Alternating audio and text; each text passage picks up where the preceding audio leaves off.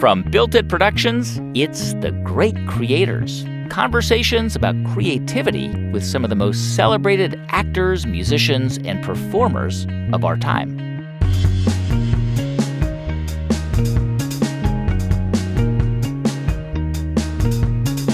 I'm 𝐥𝐤𝐤, and on the show today, master of the turntables, Josh Davis, better known as DJ Shadow. I'm tapping into something, an intelligence far greater than my own, to be able to kind of be a conduit as a fan for all the music that I love.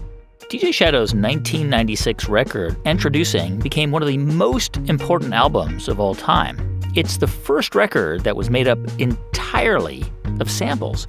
And today, it's among Rolling Stone's 500 greatest albums ever. Endtroducing was the product of years and years of collecting music. Josh Davis was and is a famous crate digger, a guy who spent hours in record stores collecting obscure albums, and then looking for moments, a beat, a riff, a chord, anything that might fit into a larger puzzle to build a sound. That record and Josh's subsequent work turned him into a massively influential figure in the world of experimental hip-hop. His journey into music actually began as a kid, living, of all places, in Davis, California, where he discovered hip-hop by listening to the college radio station. In this episode of The Great Creators, you'll hear about those stories, plus how Josh got through a 6-month creative block of not wanting to explore any new music, why he's focused on creating music for music geeks rather than casual fans, and how curiosity became his greatest superpower. That's all coming up after the break.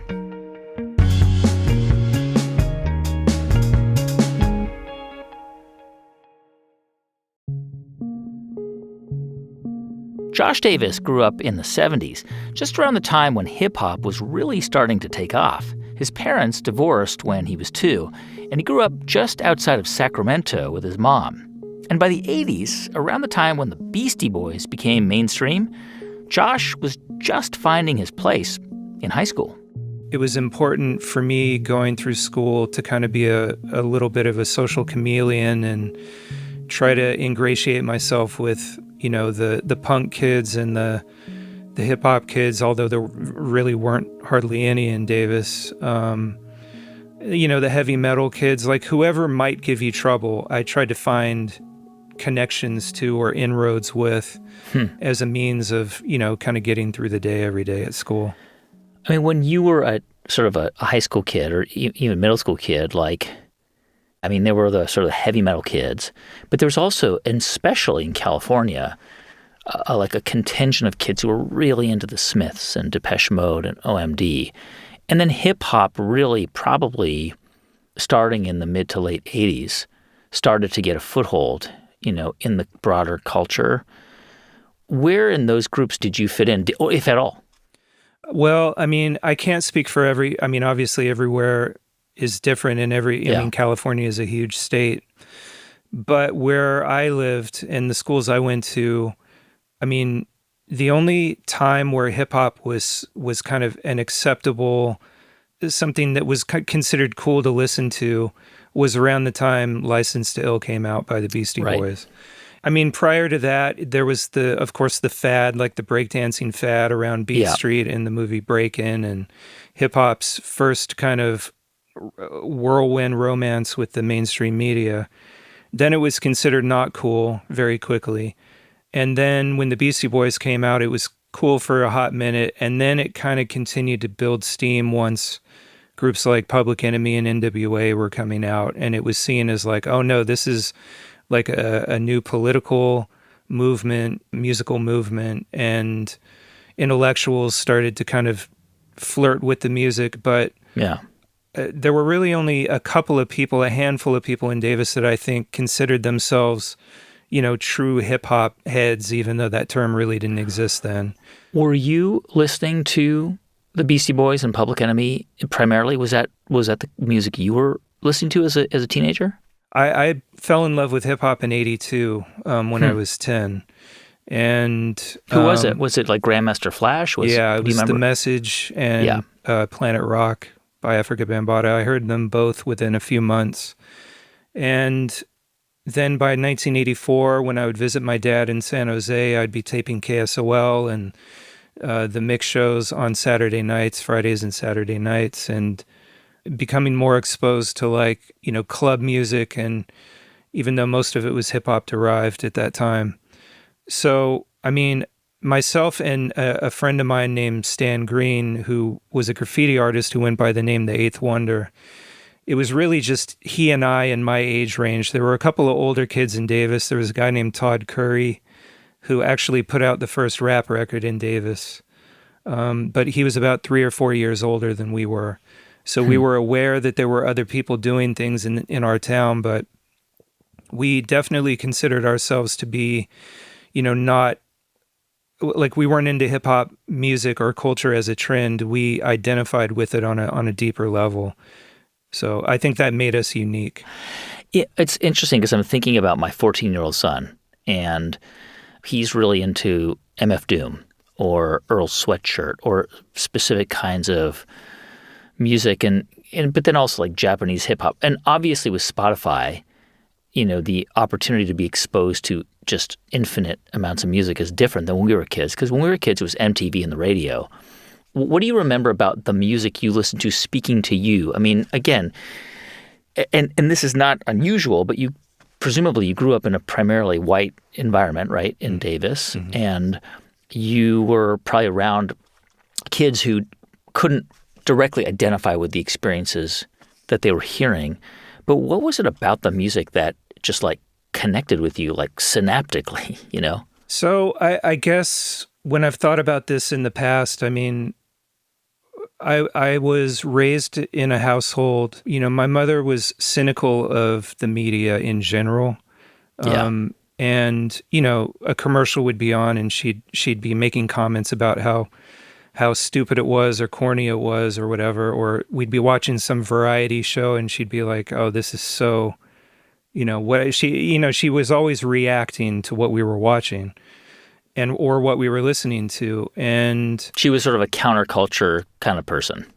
I mean, I think she just was media savvy in a weird way. Okay. I don't know why. I mean, she was like one of those kids who met the Beatles at the airport, when they came to Northern California. But she also had my brother at a very young age, so she had to be an adult quite quickly. She didn't get to really indulge in all the recreational aspects of the 60s.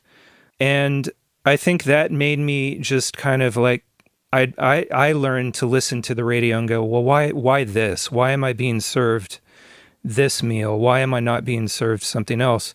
And growing up in the Central Valley, it was classic rock, like heaven, if you were into that. And like anybody else, when you're 7, 8 years old, you just listen to what's on the radio. You don't question why it's being played or what it is. And I just got bored with it. I felt like it was some other generation's revolution that wasn't mine. Especially, I remember in 1980, the main rock station in Sacramento was called KZAP. And they used to do this like, top 100 songs of 1980 countdown. And weirdly, the number one song was Stairway to Heaven. And I just kind of went, wait a minute, that song, I know that song isn't from 1980. 1980. It's pretty old. And that just seemed to me inherently silly and ridiculous. So what I then did is I just cruised the dial. I had a like $3 garage sale transistor radio that I used to listen to music to, and just moved the dial up and down until I found R&B being played on KFRC at that time. Even though in the 60s they were debuting records by like Jefferson Airplane and groups like that, by 1980, for some reason, they had switched to an R&B format. So I started listening to like the Gap Band and Lakeside and Kool and the Gang and One Way and Five Star and Evelyn Champagne King and Frankie Smith and all these groups. And to me, R&B just seemed more contemporary. It seemed more forward-thinking. It seemed more interesting to me than classic rock at that time. And it was on that station that I first heard hip-hop, and that's when things switched for me. I mean, you were probably an outlier like you were kind of an unusual kid at that time, given the environment you were in and what you were attracted to, how you were sort of attracted to these sounds. Yeah, but I think what's really important is that even though, my parents were baby boomers and came from that generation that saw the 60s and what they experienced as like something that just incredibly monumental and important, at no point did anybody ever say to me, well, what are you listening to? Like, that's garbage. Don't listen to that. Nobody ever said that. When I asked my dad if he knew what rap music was, he's like, I think so. And I go, do you know where I can hear it? Is there a radio station that you think would play it? And he said, well, 𝐥𝐤𝐤 might. And then sure enough, I turned it on and they were playing it in 1984. And then he saw my interest in that music and would take me down to Fisherman's Wharf and we'd watch the pop lockers on the milk crates, and I would listen to what they'd be playing in the boom boxes and then try to memorize the hooks or the refrains, and then we'd go to Tower Records and maybe he'd let me buy a 12-inch or something. Mm-hmm. So, I mean, I felt like in a weird way I was encouraged to kind of like forge my own path. I mean, at no point did anybody try to dissuade me from, nobody ever sat me down and it was like, hey, this is real music. You should listen to the Doors or listen to this or listen to that. I mean, that just didn't happen. So I think if anything, they were intrigued by the music. They didn't necessarily understand it or understand my attraction to it, but they also didn't, kind of negate it or try to tell me that's not okay to listen to. At what point or what age did you start to play music? Did you say, hey, I want to get a record player. I want to play music for other people? Well, I took piano for about 1.5 years. My mom kind of insisted on it. And were you good? No. Okay. But I'm really glad I did it. I'm really glad I did it because I think even when it's just like a lot of things.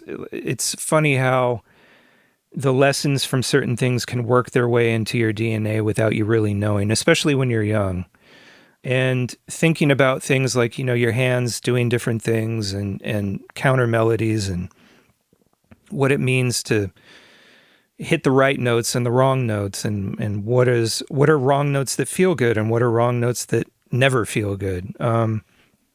So I think it was really important, but to get to your question about the turntable, I had heard scratching on record. I knew what it was. I knew what scratching was in theory, but the first time I think I ever saw it might have been in the video for Hey DJ by the world's famous Supreme Team. Mm-hmm. Either that or Breakin' is the movie with Ice-T and Crystal Glove Taylor. Mm-hmm. So I went and saw that in the movie theater, and that's the first time I'm seeing scratching and seeing like, oh, what's this other thing, this mixer thing over here? And what is this thing they're using to make the sound go on and off? I mean, I would poke around it asking, how much are oh, that's a lot of money. How much are mixers? Oh, that's more money than I'll ever, I could have my paper route for 5 years and never be able to earn that much. So it just seemed out of reach. And then something interesting happened, which was in 1984 for Christmas, I finally got this rather cheap consumer grade stack hi-fi unit, which basically at the time was, they sold these really popular squares where it was turntable on top, AM/FM tuner in the middle, and then a cassette deck below that. Yeah. And they were $99, which for me, it was the most expensive Christmas gift I had ever received. Yeah. And what was interesting that I discovered a flaw basically, which is I held the little selector knob because when it's time to play something, the system needs to know, or do you want to hear the turntable, the radio, or the... Right. Yeah, right. So there was a little selector knob. Yeah. And as fate would have it, when I held it just right and balanced the weight, because it wanted to go either up or down, but if I held it right in the middle, it would play both the cassette and the turntable. Wow. So then what I was able to do was actually overdub myself scratching while recording on the, because it was a dual cassette unit. So you could record from one cassette to another, and I could overdub scratching during the recording.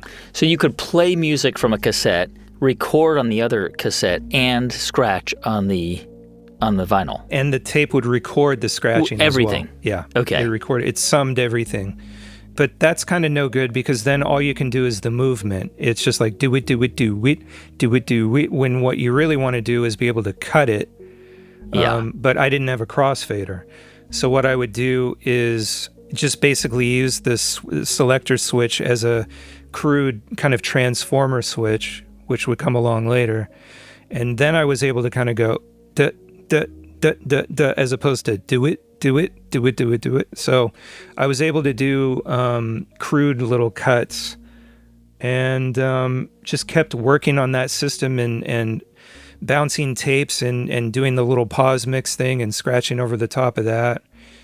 And a few years later, I was able to get to a point where I felt confident enough in what I was doing to try to play it on the college radio station in town. You got a job as a DJ at KDVS in Davis, and that was in high school when you got a job there? No. So one of my mentors, a guy named Oris Washington, he was the first person to have an all hip-hop show on KDVS. And I was probably about 14 or 15, and I would call up and make requests on his show, and he'd be like, oh, hey, is it? After a while, he got to know my voice. He's like, is this Josh? Yeah, and he'd be like, how do you know these songs? You know what I mean? Like, where are you hearing these songs to request? And eventually I just said, hey, could I ride down to the station? I'd really love to watch you do your show. So I did that a few times, and then was brave enough to say, I've been doing these mixes. Would you want to hear it? Would you want to play it? You know, I think actually I didn't suggest that. I think he suggested playing it. But yeah, so we got to know each other. But to be clear, I never had my own show at KDVS. Okay. I always just kind of latched on to whoever else did have a show, because I never wanted to go through that 2 to 4 hour or 2 to 4 a.m. Requisite grind. Yeah. Slot. I just, even then I'd be like, no, I can't do it. That's too hard. Did you have any, like, when you were sort of finishing up high school, did you have a plan? Like, did you think, all right, I'll go to college and then figure it out? Or did you think, I want to get into the music business, I want to be a producer, or I want to be a club DJ? Like, do you remember how you thought about your life unfolding? I remember around 88 thinking, well, I want to be a DJ, but being a big club DJ seems like a lot. I don't know, maybe I'll do weddings. Because I guess the one thing that is missing from the conversation so far that I haven't really talked about is, for some reason, I liked to expose people to the music that I loved.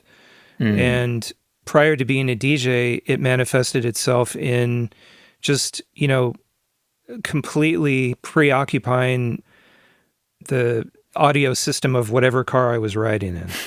You know, you'd say, I gotta play this tape for you, or you would probably make mixtapes for friends. I would make tapes for friends, anybody who would receive them. You know, we'd be on field trips, and I'd sit at the front of the bus with the biggest radio any of my friends had, playing tapes. And most people just thought it was obnoxious, and they didn't want to hear it. They didn't like it. But occasionally someone would be like, oh, what is this? This is really cool. I really like this. It felt like I was tapping into something that was happening somewhere else. And it was almost like I was like a little local outpost for that music to exist. And it was something I was really proud of. I mean, I never, it's not like anybody ever, like, I don't know, came to Davis from New York City and was like, hey, this is really cool, son, keep it up, you know.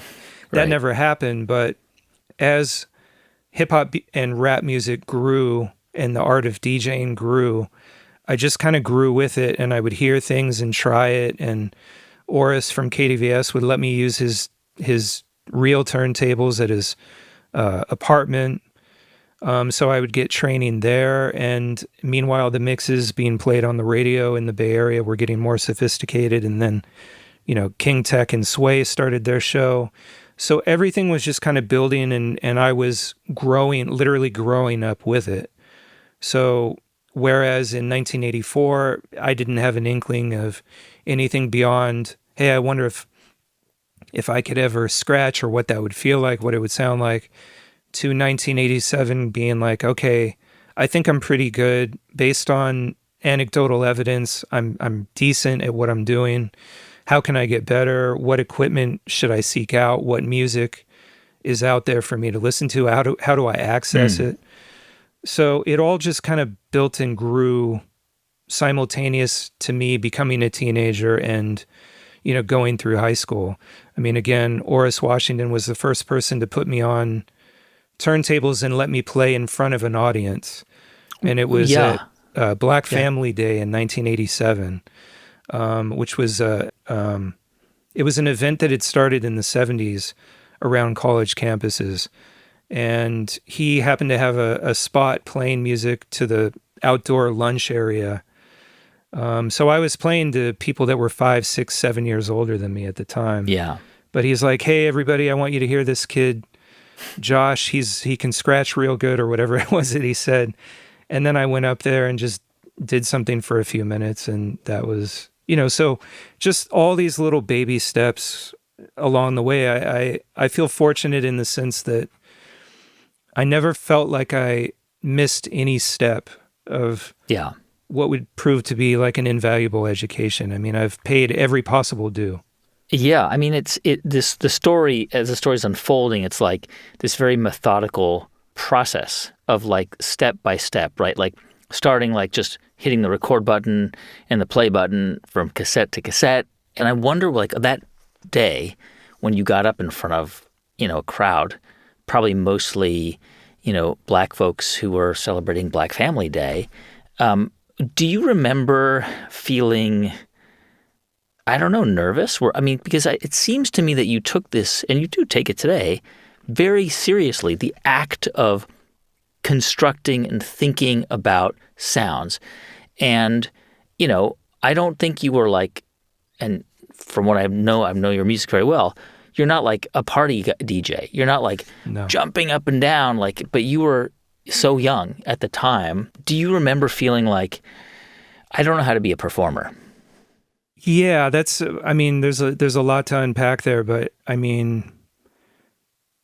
I just wanted to contribute. I think that's the most succinct way to put it. I loved the music. I loved the broader context of the music, where it came from, what it was trying to say, what it was trying to teach. And I only wanted to contribute, and I only wanted to contribute where I felt I was good.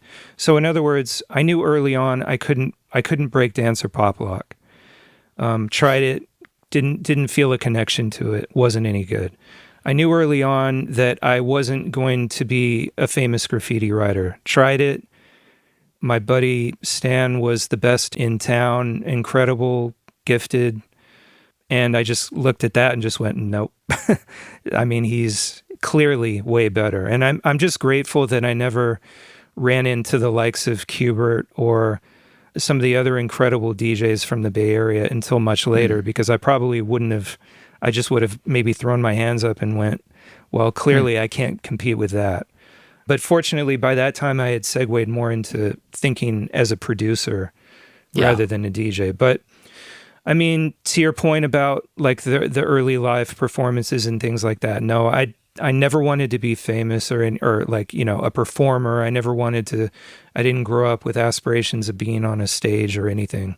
I just wanted to be a conduit for the music and my fandom. I think when you think of like certain writers or certain illustrators or certain movie makers, there's people that come to mind that are clearly a fan first. Yes. And that's how I've always felt. To speak on what you were saying about like at what point did it all click for you? It really wasn't that type of thinking. It was just, wow, in 1987, these records are incredible. I want to do what I can to expose people to them. In 1988, these songs are even more incredible. I want to expose more people to them. I want to try to make music that's this good. But through it all, I mean, and even today, I have to be a fan first, and I have to be invested in the materials I surround myself with. I have to understand them on a deep level, and only then am I comfortable kind of like putting myself out there and going, okay, I made this. Maybe it fits in. Maybe it provides an alternative. Maybe it moves things forward, I hope. Maybe it'll inspire somebody else to add to like this body of music that I'm so deeply passionate about. We're going to take a quick break, but when we come back, Josh's music fandom turns into a real tangible talent, and the world starts to notice. Stay with us. I'm 𝐦𝐤𝐬𝐷, and you're listening to The Great Creators. Hey, welcome back to The Great Creators. I'm 𝐦𝐤𝐬𝐷. So Josh Davis was starting to hone his skills as a DJ, but he never really got a big break. It took a lot of small, methodical steps before he finally earned some recognition. It was just one of those things where I could scratch for my friends and they'd be like, hey, that's pretty good. Then I'd scratch for my mentors and they'd kind of look around the room and be like, hey, this kid's pretty good. And then that would embolden me. And the next thing I know, I'm taking my mix to the big kind of power station in the Bay Area called 𝐥𝐤𝐤𝐞, and meeting the program director in his big office and popping in my tape at age 17 or whatever I was, and him looking at a couple of the other DJs who worked there and be like, hey, this kid's pretty good. To me sending a tape to the Source magazine and having them say, hey, we want to feature you. You won our unsigned hype contest this month. To sending a tape to all these different A&R men. I mean, literally it was like, oh, nobody's telling me I'm garbage. You know what I mean? Every step of the way, people were encouraging, people heard something, and they liked what I was doing. So all of that inspired me to keep pushing. I mean, another important mentor was a guy named Dave Klein, who went by the name Dave Funkenklein. And he had worked at Def Jam, and he had was doing A&R and was a writer for a couple of magazines that covered hip-hop before The Source existed, and then he ended up writing for The Source. And he ended up being the main A&R guy at a label called Hollywood Basic, and he signed groups like Organized Confusion and Raw Fusion and many others. And he was the first person to tell me, like, yeah, I like this weird stuff you're doing. You're doing stuff that's different from what everybody else is doing. You should continue to do that. You should follow that. So that was really encouraging. I mean, for somebody I looked up to and was aware of for years before sending my tape to him. And then things kind of got rocky around 92, 93, because I was sending tapes to all the big rap labels and they all knew who I was. And they were like, yeah, this is cool, but you got to kind of tighten it up. Use something more familiar. That's what's going to get the clubs going. You were sending tapes to the labels thinking that maybe they would hire you as a producer or they would release a record of yours? Well, actually, the very first tape I sent to a label, I got a job. I sent a tape to Tommy Boy Records. And they hired me to do a remix of Planet Rock, one of the most important records in my life up to that point. Wow. Because they were doing a 10-year remix project set to come out in 92. So they gave me a budget to go into the studio for the first time. I'm glossing over so much other stuff, like work I did for a rapper named Paris in the Bay Area, and he was the first person to put me in a real studio. But trust me, the point being that, like, it was just these tiny micro steps every step of the way. But the salient point being that it didn't matter who it was. Everybody who heard what I was doing was impressed and gave me a shot, gave me a break. But things kind of got weird, like I said, in 92, 93, until James Lavelle came along from MoWax. MoWax. Yeah. Right. And he had heard one of the records I had done for Hollywood Basic and immediately was like, that's what I want to put out. What is this? I want to put this out. Who is this guy? And he eventually found me through my connect at Tommy Boy. And that's...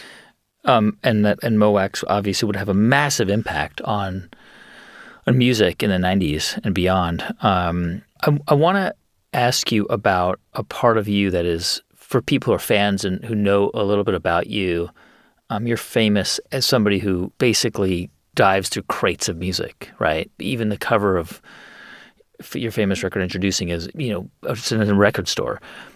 Tell me about how you did that and how you do that. I mean, did you start to just go to record stores and just buy like dollar records, like anything, just collect anything you could, and then even if like 5% of it was good and 95% of it was crap, would you just buy tons of stuff and just to expose yourself to any and all sounds?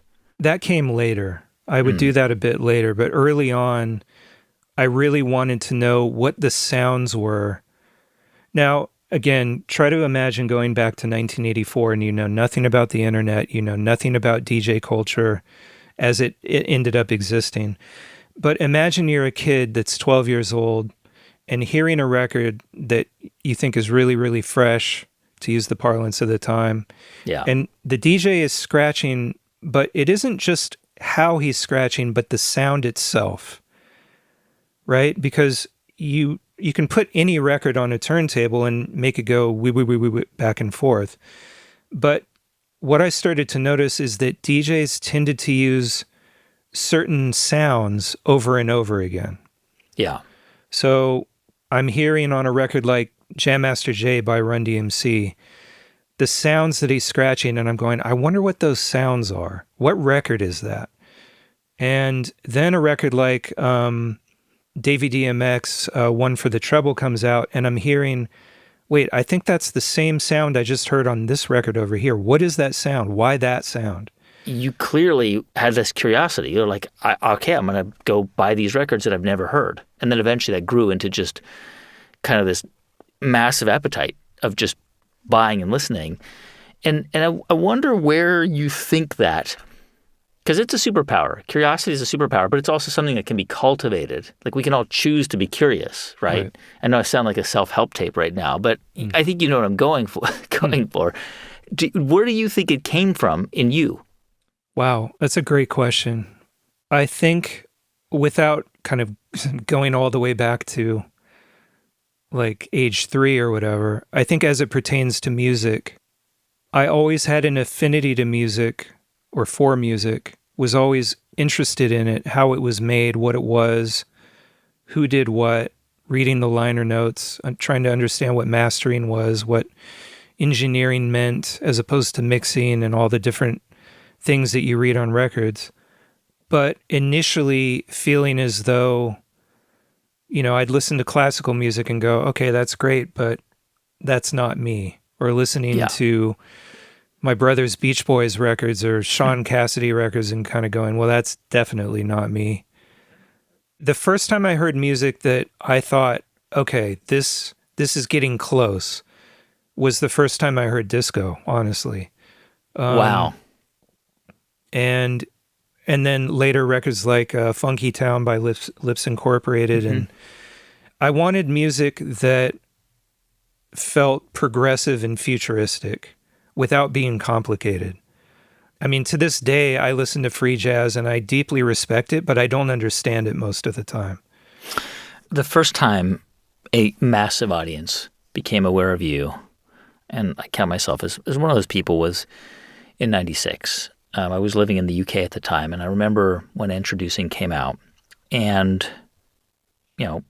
widely hailed as a masterpiece. I mean, the first completely sampled record, but just it's hard to understand how you piece that together because it's such a complex record. And I wonder when you put that together, because it's just so complex, did you anticipate how people will react to it? I mean, did you think, I've made a masterpiece? Like I've made something that is going to be defining piece of music? Not at all.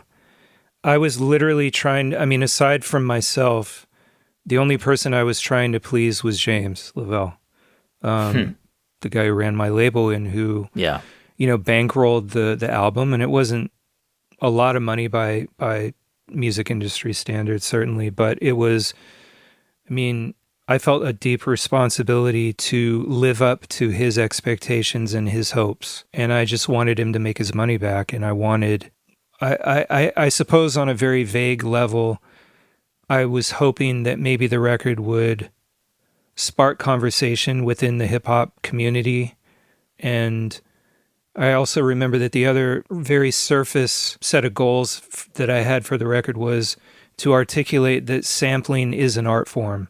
And, obviously that's pretty latent when you listen to it and you read the liner notes and everything. But it was really important to me that there be something out on the marketplace that people could look to or hold up and be like, see, sampling is legitimate. Sampling can be a new art form in and of itself, perhaps even outside of hip-hop music.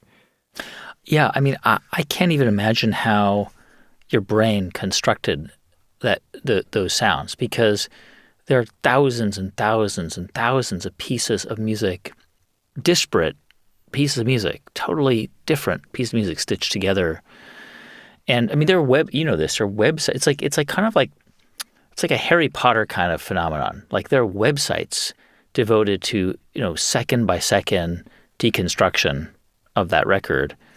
Obviously, that record had a massive impact on not only on music, but on your life. And it meant that, to so to speak, you come out of the shadows, right? You're not just a guy in liner notes, or maybe just a name that people in the industry know, but you've got mainstream awareness, which even then was quite early for DJs. You had some club DJs in Europe, EDM DJs kind of emerging, but it really would only begin to happen in the 2000s. How did you personally, I don't know, kind of cope with that? Because I've interviewed you before many years ago, and you've always struck me as quite a private person. Yeah, I suppose that really it was a lot of conversations with 𝐥𝐤𝐬𝐿. He was the first person to take me on tour.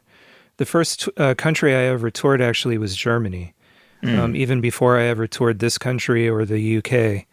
And I would watch him play, watch how he would read the crowd, and then I would come on and do the exact opposite. I would only play what I wanted to expose people to. I wasn't interested so much in keeping the dance floor. And then James and I would talk, and he'd kind of be like, yeah, well, you got to kind of meet people in the middle. You can do your thing and do it in a way that's audience pleasing as well. So I would start to think about that and go, okay, maybe he has a point. I don't want to be a contrarian or I don't want him to not invite me back on the road ever again. So maybe I should try to figure out a way where I can coexist with the audience's expectations. Remembering, by the way, that literally nobody in the entire club knew who I was at that point.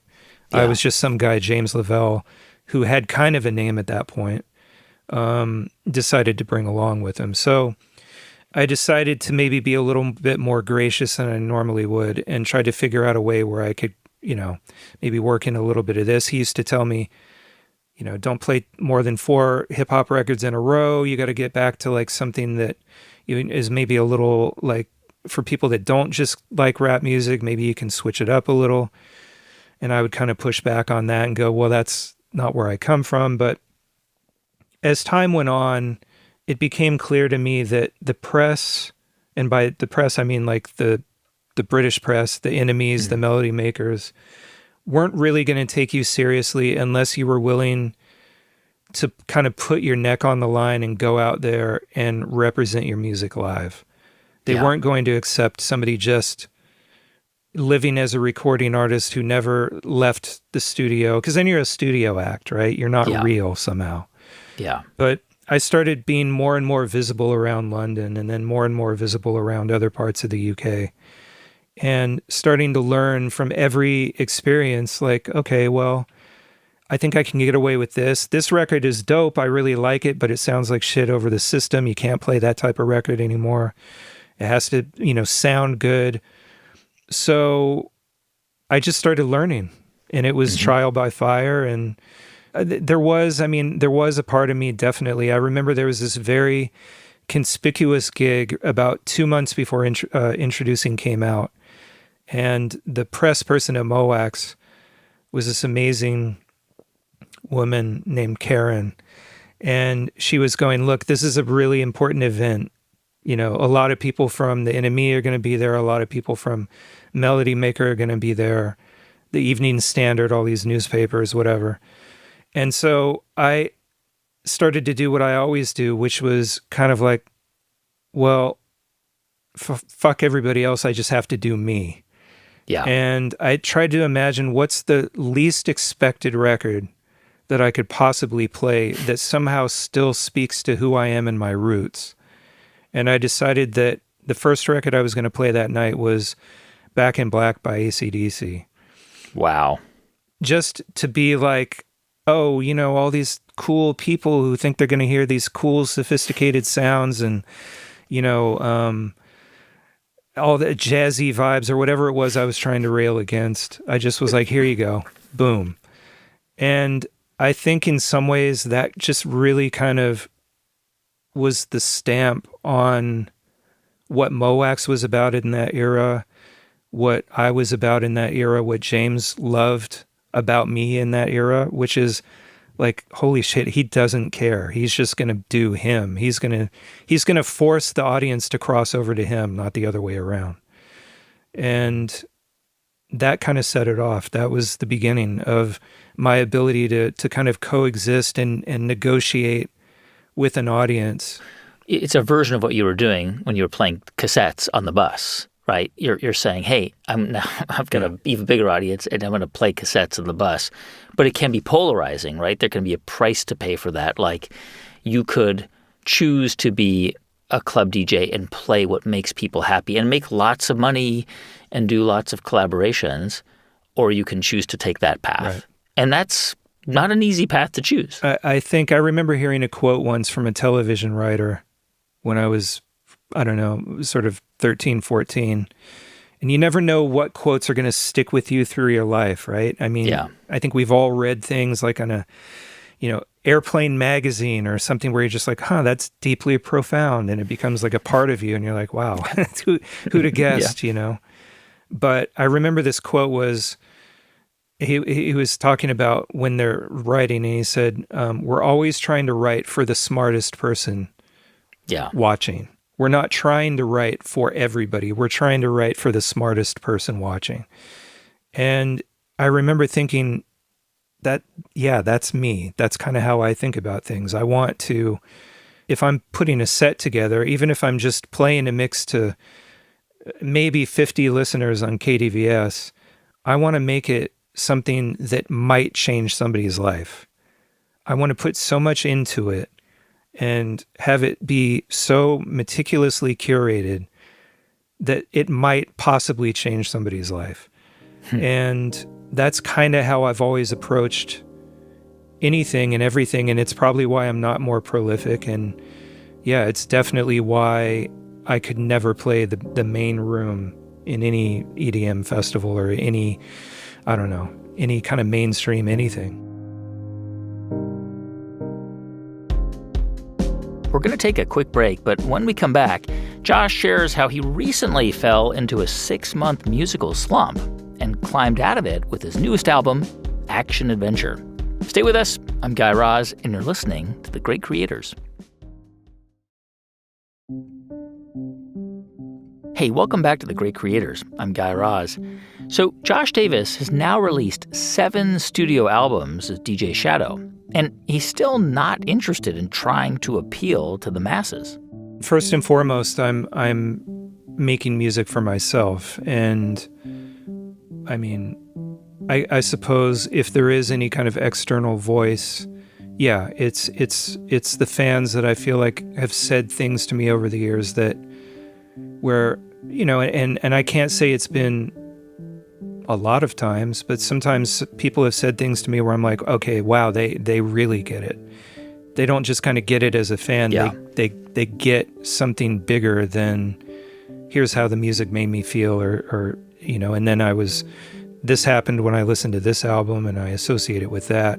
They're sort of following all the little breadcrumbs that I've left for 33 years now, whether it's, you know, my work with Soul Sides and Quantum or the mixes I did with Cut Chemist, or, you know, the 𝐦𝐨𝐤𝐤 record, or this stuff over here, or this alias or that over here.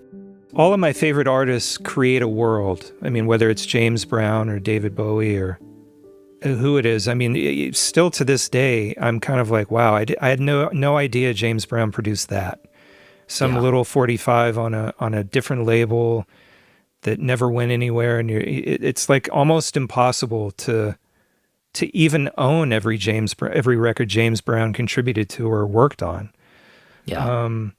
Not to mention his own output as James Brown, but all the other things he touched in his career. I just think it's music is, again, speaking as a fan, there's so much nutrition to be gained from a life where you're partaking and enjoying and discovering all these different sounds and all these different ideas. There's so much to add to your own character and your own mindset and your own paradigm. And I think that strongly about music because of what music has given me through my lifetime. Yeah. And I only want to contribute if I feel like I'm doing it at that level. Yeah. Because if not, and this is why lots of times when, I don't know, a company will reach out like, hey, do you want to make music for this thing or that thing? I'll be like... Commercial or, movie. Yeah. Yeah, I'll be like, hey, rather than me saying yes or no, let me just sit down on my own dime and I'll get back to you if I feel like something's flowing and it's going right. And then we can talk or whatever. I don't like to sort of go, yes, and I'll do it for this amount of money or them offer me a certain amount of money and then I'm obligated no matter what. I'd rather know that there's something to it rather than me kind of like being forced into putting something out that I'm not 100% into. You mentioned James Brown, David Bowie building worlds, and it just triggered a recent memory, which was I put on Hunky Dory for my kids, which is a world. It's a whole world in that record. You know, it's so different from Low or Aladdin Sane or any of those records are different worlds. Yeah. And I wonder if that's your approach. I mean, you've got this new record, Action Adventure, which feels very both familiar and also new to me, you know, as somebody who's approaching me. I don't know. I don't think it has anything to do with the fact that I'm approaching 50, but I know your music well. And so there are elements of that record that remind me of like my childhood, like You Played Me sounds like that synth sound that I remember from a time, but it's a contemporary song, you know, and that's the only song with vocals on it, I think, with a few minor exceptions. But this record, is that your approach? Is that the way you think about all your records, that you're building a world each time? There just has to be something in it that is speaking to me and that I'm grasping for. I mean, I can talk a lot about what inspired the record and what my headspace was, but I think all my records, the unifying factor is I have to be reaching for something. It can't just be, oh, I'm making a record because it's time, or, oh, I'm making a record because I said I would, or, oh, I'm making a record because I was paid to do a record. There has to be something more, and it has to be deeply personal. And only then do I feel like I'm tapping into something, you know, an intelligence far greater than my own, and a mentality far greater than my own, to be able to, again, kind of be a conduit as a fan for all the music that I love. And I guess that's the connecting factor. I mean, if I were to make a record tomorrow, I think you'd probably say the same thing, which is there's a familiarity, but yet it's new and different. And I take that as a compliment because, I mean, once you've made a couple hundred songs, it becomes more and more difficult to not tread familiar ground or be like, yeah, well, I think I kind of went down this road already and it's getting kind of crowded out there. I don't know how many more roads I can really like forage at this point. But that's the trick. And that's what's so impressive about artists like the kind I've mentioned, or, you know, any artist that's been around for decade after decade after decade and still doing compelling work. And by the way, the same goes for artists or writers or film directors. I look at it all very similarly. And it's those long-term artists that the more I go along, I look to for inspiration and kind of go, okay, well, clearly they were able to find something, a motivation and an itch and a desire 4 decades in. But I mean, I also can tell you that, I mean, every time I start a record, there's a ton of self-doubt. There's a ton of, this feels very hard, where it didn't used to feel that hard.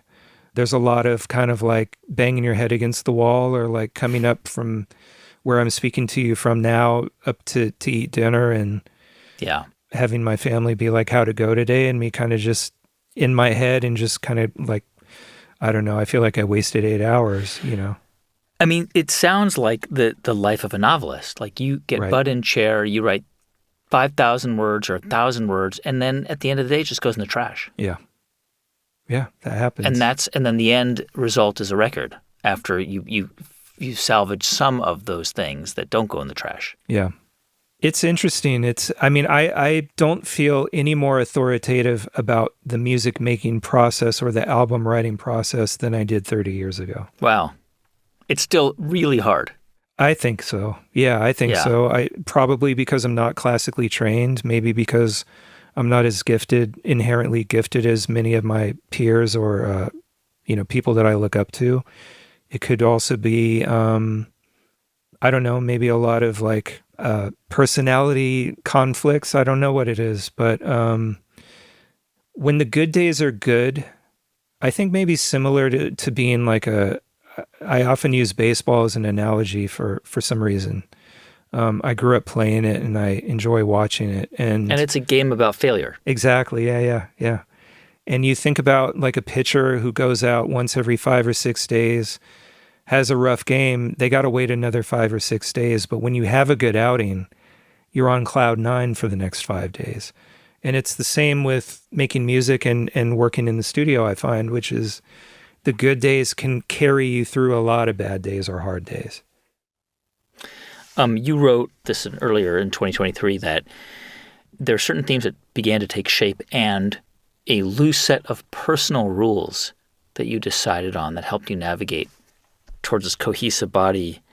Can you explain some of those rules? Because I think it's really interesting. Like, I think parameters like building guardrails and forcing constraints actually can result in incredible creativity. Like if you're like, oh, there's just empty, infinite white space, it's really hard to organize something meaningful. But if you're like, no, actually, I'm going to work in this box and try and figure something out. Is that what those personal rules were for you? They can take all forms. The easiest and most obvious rule about introducing was that I was limited to samples. A couple of records later, I had this ambition of like, what if genre didn't exist? What if genres didn't exist? And I made this completely like schizophrenic album called The Outsider with a little bit of this, a little bit of that. And I tried to imagine, what if everybody just listened to everything? Then on this album, some of the goals were more technical. Some have more to do with the listening experience and the note that I want to strike and the message I want to give to the listener. So for example, technically, I really wanted on this record for melody to take the forefront. And I make music in many other different ways than just sampling now. And I didn't grow up, as you now know, I didn't grow up being professionally trained as a musician. I can't read music. I can't just pick up a keyboard and play a nice, tasty riff. I have to hunt and peck and figure out and play, and that sounds right. But that's too easy. What would be the more difficult, like chord progression there? So I'm playing again as a fan. I'm basically just a tape recorder playing back all the music I've heard over the years and trying to pick just the right influences and just the right ideas to convey something new. And then another technical thing on this record was, okay, great, you're using a synthesizer, but don't just stop there. Like, what if you used one synth sound for the low notes, one synth sound for the higher frequency range of like the main riff. So the synth sounds are stacked a lot of the times. So it isn't just kind of like punching up a sound and just going ding, ding, ding, ding, ding, ding, whatever, just playing it, but thinking more about, I don't know, like, well, what if I were to just stack and stack and stack until what you hear could never really be replicated? It isn't just as easy as pulling up a sound. Yeah. Do you do that process largely in isolation? Like, I guess my question is, how do you know when you can come home at night or you can go to the dinner table and say, I've had a good day? Like, what accounts for a good day? Like, when you can say to yourself, I wrote something that is I'm really proud of. Like, how do you know? Yeah. There's a solo, there's a keyboard solo in the classic sense of it, in a song called Friend or Foe on the record. Mm-hmm. Yep. And I remember I wanted it to sound different than what I would typically do and the notes that I would typically touch on the keyboard. And I wanted it to, so again, I mean, when I work with young producers, maybe that came from the dubstep era or, you know, more like kind of trap era or things like that, and I watch them work, I'm incredibly impressed at all the YouTube tutorials and what they've spawned and what they've brought out of them. Yeah. And for whatever reason, I can't do that. I don't learn that way. The only way I learn is by listening. Yeah. So I don't expect any of those kids, for example, to be impressed with my sound design necessarily, or my programming necessarily, or my aesthetic choices necessarily. But yet somehow a lot of them that I am in touch with or have worked with do respond for some reason to the music that I've made, even though when I talk to them about, and they kind of just go, oh yeah, it's easy, you just blah, blah, blah. And I'm like, man, that sounds incredible. That would have taken me 2 days to do. So I think it's just, the technical is always just a means to an end to get to something deeper and a little closer to an emotional core. And that's something that, I guess, if I want my music to be remembered in any respect, it isn't as like, oh yeah, you know, Guinness Book of World Records, or, oh yeah, he owns this amount of records, or, you know, all of that's kind of irrelevant to me. It's more when they say it touched them and how it touched them, and I can relate to what they're saying. That's the most rewarding feedback I can ever receive. More so than like, oh, did you hear that they played your song on, you know, this movie or in this commercial or anything like that? I mean, that's great, and that keeps the wheels turning and all that. But it's when people can relate, I think, on a deeper, more emotional, more personal level, that I feel I've resonated and I've achieved something. You touched on this earlier, this idea of self-doubt, which I actually think self-doubt is critical to the process of creativity. I think without it, you lose that. Without that fear, right? We lose the ability to make breakthroughs. If it's easy, if there's no struggle, then it's very unusual that the result is something, I don't know, worthwhile. And I'm probably wrong. I'm sure there are examples of it, but I do believe in the idea of self-doubt. And I wonder if you, because I've read some of your blog posts that you've written during the pandemic and even around making this record, that suggest self-doubt and also suggest mental blocks and moments where you had a hard time feeling creative. And I wonder what you did and do to break through those blocks, to find kind of a creative spirit again. Speaking about the more recent album, the first thing I did is recognize that I was in such a state that I dare not listen to music, because what I'm always afraid of is music I love imprinting itself on a bad time in my life, and thus making it difficult for me to ever revisit that music. I'm sure if I rattle off like senior year, age 12, like all these musical memories will flood to you. Your favorite songs that meant a lot to you, songs that remind you of maybe a first love or somebody that you care about or someone you don't like or whatever the case. And I love that about music.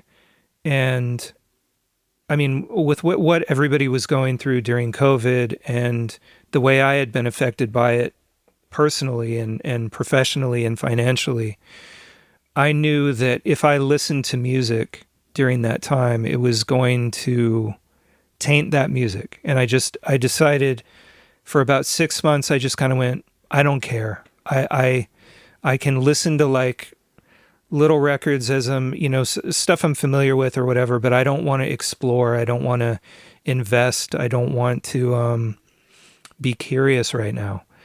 I just want to, I don't know. I just put it all to the side, and I've never done that in my life. And then the follow-up to that was a friend of mine saw a listing of a bunch of tapes on eBay, and he went, hey, this sounds like something you'd be into. You should try to get these tapes. And it was tapes that somebody had recorded off the radio in the mid-'80s, the mix shows out in the Baltimore, D.C. area. And I wasn't familiar with the names he was mentioning, the DJ names. But anyway, I got the tapes and just was driving around. I was taking my daughters to and from ballet and driving a lot during this time. So I would just listen to these tapes and hearing these mixes and the love that went into these mixes and the pure youthful enthusiasm that went into these mixes. And the people who made it couldn't have been more than 17, 18, 19 years old. And music was in a really exciting place. Hip hop was in a really exciting place. There were no rules. There were no boundaries. And they were just throwing everything at the wall in these mixes. And it just became infectious. So I guess you could say that in this case, it required a little bit of nostalgia. It required a little bit of like, remember when, to get me to a place where I kind of went, okay, yeah, this is what I needed. Hearing songs I was familiar with and some that I wasn't, switched up and mixed up and mashed up and put back in front of me in this way that was so pure and so just unabashedly like unprofessional. You know what I mean? And just purely for the love of the fact that they were getting on the air in their hometown and could just had bragging rights around school campus or whatever. It just was so infectious to me, and it got me to a place where I kind of went, okay, it's been like a year. I think I'm ready to start considering making new music again. That's Josh Davis, better known as DJ Shadow. Josh's most recent album, Action Adventure, is available to stream everywhere. You can find clips from Josh's career at thegreatcreators.com/shadow. And as always, you can find all of our episodes at thegreatcreators.com.